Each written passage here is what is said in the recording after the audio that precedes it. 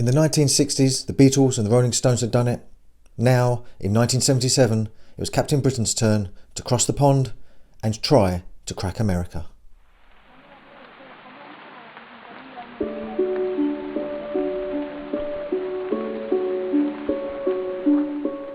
For the last year or so, Captain Britain had been starring in his own weekly adventures in the UK.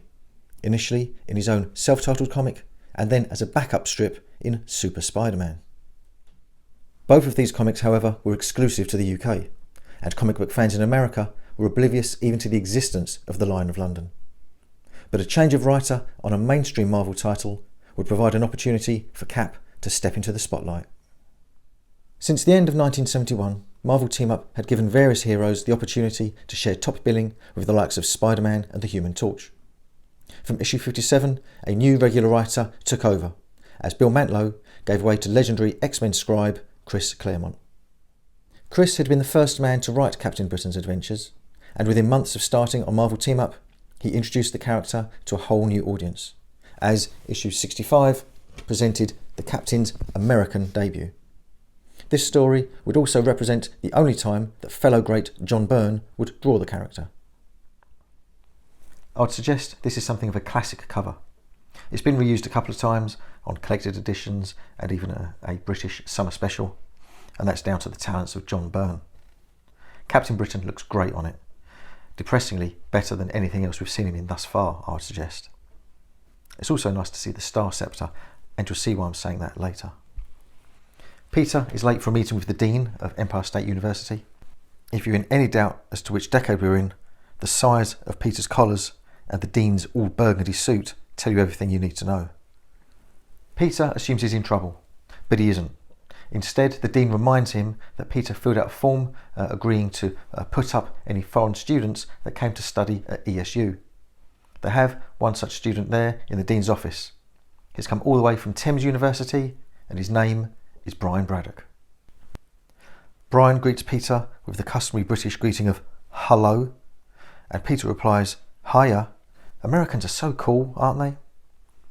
The hello thing is weird. You see that quite a bit.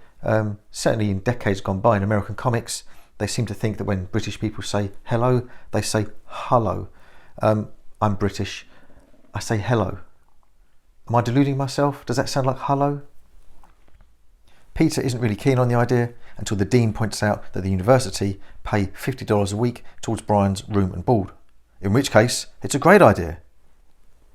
Whilst Peter takes Brian to meet the gang at the Coffee Bean, we are whisked across the Atlantic to Heathrow Airport, where there is a meeting between representatives of the European branch of the Magia and the world's finest assassin, Arcade.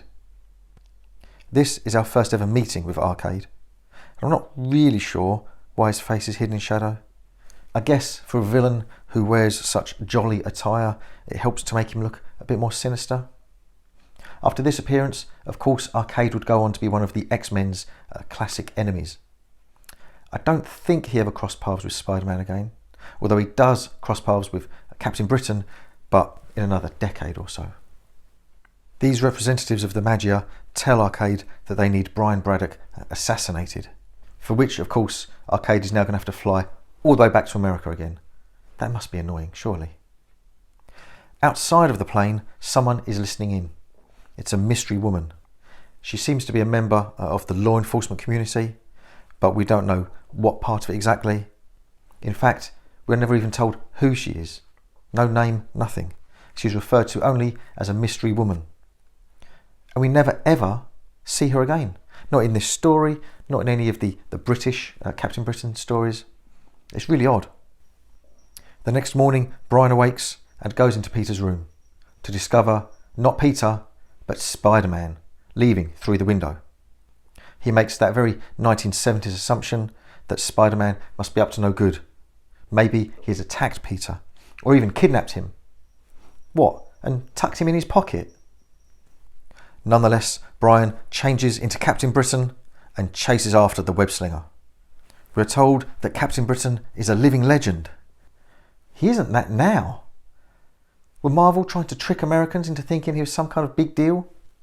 I guess so, because it also says that in his brief career, he has faced gods and goddesses, Avengers, agents of S.H.I.E.L.D., angry cops, and more villains than you can shake a stick at. New readers to the character would be thinking, wow, that sounds amazing. We know better. We also know what comes next, don't we? And indeed, the inevitable fight between two heroes due to a misunderstanding begins as Captain Britain catches up to the webhead. Spidey thinks that the captain is someone he knows. Blonde hair, English accent? Can't think of anyone. It's a good fight actually, as they both take turns in having the upper hand. Spidey says that the mask distorts his accent. Distorts his accent? How does that work? Despite that, Spidey still says that the voice is familiar. He says Cappy talks just like Braddock. That's pretty weird. A British hero coming after me the same day I get a British roomie. Oh my god! It still takes him another 2 panels after that to work out the link. Not long after that, the fight comes to an end, as Spidey takes the Star Scepter away from the grasp of Captain Britain, and of course instantly Byrne loses the ability to fly. Both saving him and containing him in his webbing, he now forces the captain to talk it out. He spins the captain some story about how he stopped by to see his old friend Peter Parker, but he wasn't there. He must have popped out or something. So then he just left through the window. Incredibly, Byrne buys it straight away. And Spidey says, Parker, you're a genius. After what we've seen, you've got to be kidding. Then, for the benefit of the American readers, we get a 4-page retelling of Captain Britain's origin story, finishing with a collage of him and all of his greatest villains. At that point, they are interrupted by a police chopper, who informs them that units are on their way to take them into custody. Neither of them want that, so they make like a tree and get out of there. The police are led by Captain Jean DeWolf, who obviously knows Spider-Man, but she also recognises the description of Captain Britain. The lady knows her stuff.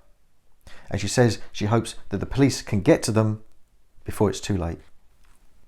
Our heroes, meanwhile, are hiding out down a back alley. As they emerge, we see a long scoop extend from the back of what looks like a normal garbage truck, and it sucks them both up into the truck. Shortly after that, Jean DeWolf drives past the garbage truck, and she asks one of the garbage men if he had seen the two heroes. He says no, and he turns to the driver of the garbage truck and asks him if he's seen them. The driver we see is Arcade, and he says, nope, I haven't seen a thing. And then at the bottom of the page, we're told that next issue we will see Murder World. And indeed, Murder World does make its full debut in the next issue, which is issue number 66, where our heroes who have lost consciousness come to within giant transparent balls. We soon get our first look at Arcade, and no offence, but it doesn't really justify the build-up. And then we see that the giant balls that the heroes were in were actually giant balls for a giant pinball machine. So they get thumped around. The bumpers are electrically charged, and Spider-Man says, I can't take much more of this bouncing around. Gee, yeah, must be tough. The thought of Mary Jane inspires him, and he breaks free of his sphere, and then teamwork makes the dream work as he and CB work together to smash his sphere. Captain Britain says he's felt worse, but he can't remember when. Well, how about when you died? As you would expect, there are a few more traps and games that Arcade plays with them. There's a nice little bit where Captain Britain is attacked by his own reflections. And at one point, Courtney Ross makes a guest appearance as a special prize in a giant treasure scoop game. Luckily, there's no sign of Jacko Tanner. Whilst Captain Britain is trapped in a watertight room that naturally begins to fill up with water, Spider-Man has managed to escape the main arena and is now causing havoc with the machinery behind the scenes. There's a lovely image here from John Byrne as he shows the distortion caused by the water as we look through the glass at Captain Britain.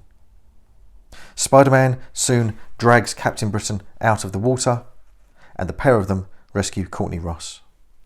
The room begins to fill with gas, but Spider-Man pulls a panel free from the wall so they can all escape. And then he says, "What an incredible smell I've discovered." Is that a Star Wars reference? They escape into the sewers of New York, whilst the damage that Spidey did earlier behind the scenes causes the machinery to explode. They emerge from the sewers and bump into police who are ready to arrest them. But Captain DeWolf steps in and says, "No, we aren't here to arrest them, we're here to protect them." She's been on their trail all night because she had heard that the Maggia had put a $1 million contract out on the head of Captain Britain. She also says that some lone wolf got to the hierarchy of the Maggia first, did a Punisher type number on the Commission, shot them to pieces. That's the story I want to see. So our tale comes to an end. We see Arcade emerging from the debris of Murder World, and he says he will rebuild it and he will invite Spider-Man back for a rematch. I guess the invite never made it. Not to Queens anyway. Instead, it ended up in upstate New York. Interestingly, in neither of these two issues did either of the heroes actually meet Arcade. It's a light tale, but then Marvel team-up comics normally are. Nonetheless, it is better than anything else we've seen thus far in the world of Captain Britain. Why couldn't Chris Claremont have produced something like this for the weekly title? The American comic book buying public now knew who Captain Britain was. But, rather like Brian Braddock without the Star Scepter, the character didn't take off. It would be another 4 years before the character was seen again in America, and that would be in Marvel's first ever limited series, the internationally flavoured Contest of Champions. The story behind this series is an interesting one in itself, and one that I've previously covered in more depth. The main aspect to be aware of is that it was released after a 2-year delay due to an Olympic boycott. In the world of Marvel superheroes, a lot can change in 2 years. And so, just prior to this comic's release, a lot of the characters' costumes needed to be updated, and in the case of Ms. Marvel, she was entirely replaced by She-Hulk. Despite all that, Captain Britain's continuity is woefully underserved. On the plus side, he did get a featured role in a series where most characters, even the likes of Spider-Man and the Hulk, got nothing more than a cameo. In the series, we see a mysterious pink energy abduct every hero on Earth, for the benefit of the Grand Master, who selects a number of them to compete against each other to collect quarters of the globe of life from locations around the world. This is a tool that writers have fallen back on a number of times when creating a big multi-character storyline. Probably the most notable example is in the JLA Avengers miniseries, but it was used as far back as 1973 and the Avengers Defenders War. Back in the world of the Contest of Champions, we are introduced to Captain Britain quite early on, as we see him being whisked away by the pink power. And straight away, we have an issue. Because we see that he is taken whilst hitching a ride with the Black Knight. Now, it's entirely possible that Captain Britain and the Black Knight just happened to be hanging out together. But really, this is an allusion to an adventure that Captain Britain found himself in late 1979, in the British-only publication Hulk comic. And when was Contest of Champions originally due to be published? 1980.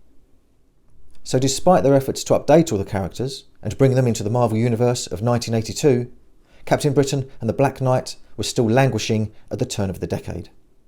In fairness, it would have been more work to have separated them and have them transported to the Grandmasters tournament individually. So, yeah, maybe they had just met up to reminisce about old times when the Grandmaster struck. Although that explanation doesn't solve all of our problems. We then get a couple more glimpses of him before he is selected for one of the competing teams. And then it is in issue 2 where we really get to spend some quality time with him. Not only does he get a cover appearance, but he and his teammates, She-Hulk and Defensor, get a whole chapter devoted to their battle against the Arabian Knight, Sabra and Iron Man.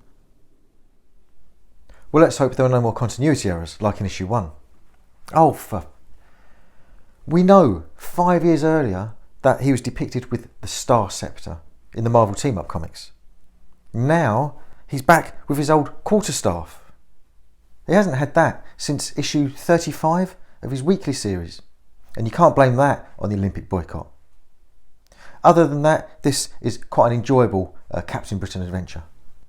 We see him in action against the Arabian Knight, who he beats. But then, after being robbed of the Star Scepter... The Star Scepter? So they are aware that it is now called the Star Scepter, but they didn't realise that it wasn't the same thing as the staff, or didn't look the same as the staff. Were they told about it over the phone or something? Anyway, as I was saying, after being robbed of the Star Scepter staff, and thus the power of flight, he is then knocked out by an accidental collision with Defensor, and that keeps him out of the remainder of the story until a very brief cameo in issue 3, in which even the likes of Union Jack and American Eagle get more prominent roles than he does. The Lion of London's red suit gets 2 more appearances before the blue suit makes its American debut. The first of those is in The Incredible Hulk issue 279. This comic was released at a time when the Hulk had Bruce Banner's brain, and after successfully lobbying President Reagan no less for a pardon for the Hulk's previous misdemeanours, he finds himself accepted by the superhero community as one of their own. In this issue, every hero on Earth attends a ceremony to publicly recognise that, and to offer the Hulk the keys to New York City. Here we actually have another cover appearance from Captain Britain. There he is. What, can't you see him? There! Look! There! It could have been worse. It could have just been his big toe. Let's have a look inside.